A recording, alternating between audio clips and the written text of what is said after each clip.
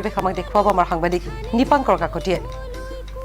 সমগ্ৰ ৰাজ্যজুৰি এতিয়া ভোগালীৰ উষা আৰু উৰুকাৰ বাবে এতিয়া যি কলাইগাঁৱৰ হাঁহ মুৰ্গীৰ যি বজাৰ সেই বজাৰত বিৰতি বাদ নোবোৱাৰ অৱস্থা হৈছে আৰু সকলোৱে নিজৰ পচন্দ অনুসাৰে হাঁহ মুৰ্গী ব্ৰইলাৰ সকলোৱে ক্ৰয় কৰিছে আৰু মাছৰ বজাৰতো ভিৰ দেখা পোৱা পৰিলক্ষিত হৈছে আৰু এয়া হাঁহৰ বজাৰ। গতিকে হাঁহ কিমান দৰত বিক্ৰী কৰি আছে মই তেওঁলোকৰ পৰাই জানিব চেষ্টা কৰিম। হাঁহ কি দৰত? আজি হাঁহ 750, 700 কিছুমান 800 বিক্ৰী হৈছে কিন্তু হাঁহ আজি। গ্ৰাহকৰ ভিৰ কেনেকুৱা? গ্ৰাহকৰ বঢ়িয়া ভিৰ আছে আজি। কিমান হাঁহ বিক্ৰী কৰিলে? আজি মই কৰে 30টামান বিক্ৰী কৰিলোঁ আজি। 30টামান।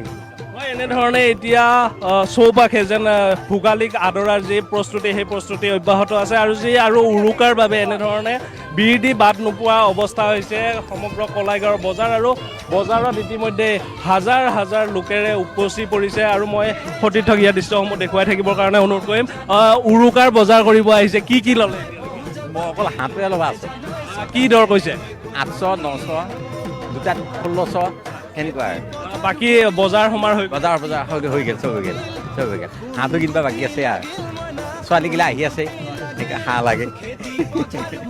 হয়, এয়া হৈছে কলাইগাঁৱৰ বজাৰৰ পৰিৱেশ আৰু বজাৰত ইতিমধ্যে হাজাৰ হাজাৰ যি গ্ৰাহক সেই গ্ৰাহকসকল এনেধৰণে উভৈনদী হৈ পৰিছে হাঁহ মুৰ্গীৰে আৰু সকলোৱে যেন নিজৰ পচন্দ অনুসাৰে ভোগৰ উৎসৱ ভোগালীক আদৰিব আৰু সেই ভোগৰ উৎসৱ ভোগালীক আদৰিবৰ বাবে এনেধৰণে উৰুকাৰ বজাৰতো কলাইগাঁৱত ভিৰ কৰা পৰিলক্ষিত হৈছে আৰু বিৰতি বাদ নোপোৱা অৱস্থা হৈছে এয়া কলাইগাঁৱৰ বজাৰত। আৰু এয়া ৰাজহাঁহ দাদা কিমানকৈ বিক্ৰী? ৰাজহাঁহ 1500-1600 বিক্ৰী কৰি আছোঁ এটাত। গ্ৰাহকৰ সংখ্যা যথেষ্ট দেখিছোঁ আছে হয় বিক্ৰী হৈছে। এতিয়ালৈকে কিমান? এতিয়ালৈকে 10টা-15টা বিক্ৰী কৰিছোঁ।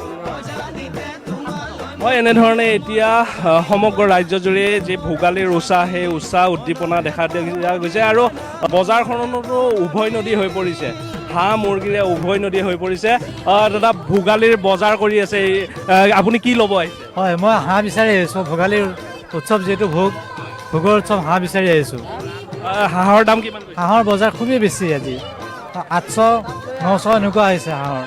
যোৰাটো 1400, 1500 এনেকুৱা কয়। কিন্তু ভোগালীটো পালন কৰিবই লাগিব। নিশ্চয় আমিতো ভোগালী বুলি পালন কৰিবই লাগিব।